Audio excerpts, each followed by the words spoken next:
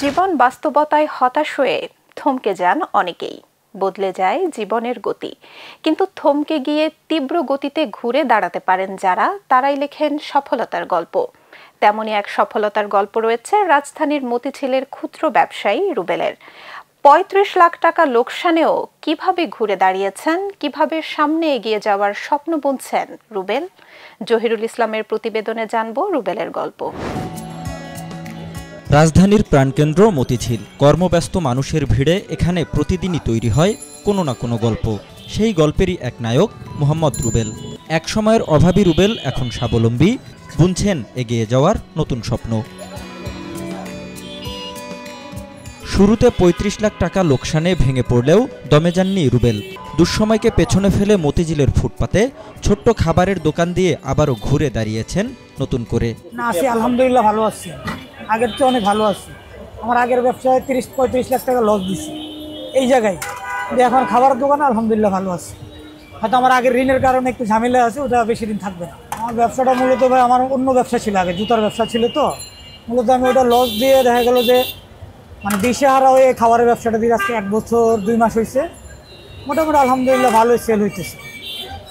আর আমার যে আগের যে ঋণগুলো আছে ওগুলো মোটামুটি আমি দিয়ে মনে করেন মানুষকে কিছু কিছু দিয়ে কাভার করতেছি।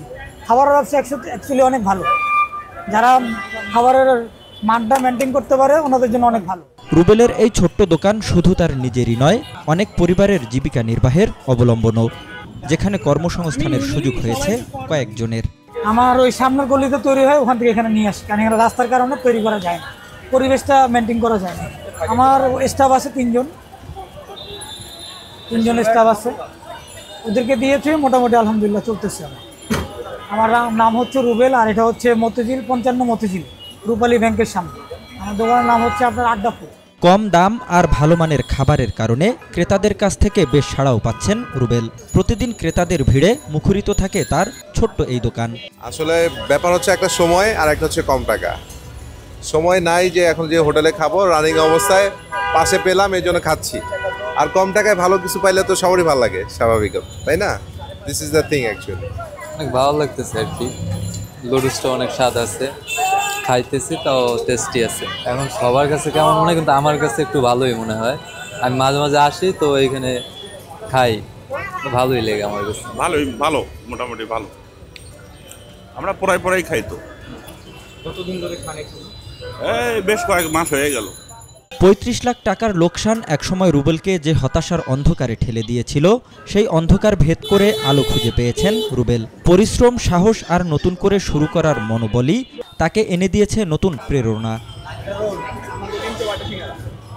ফুটপাতের ছোট্ট এক দোকান থেকে অনুপ্রেরণার আলো ছড়াচ্ছেন রুবেল।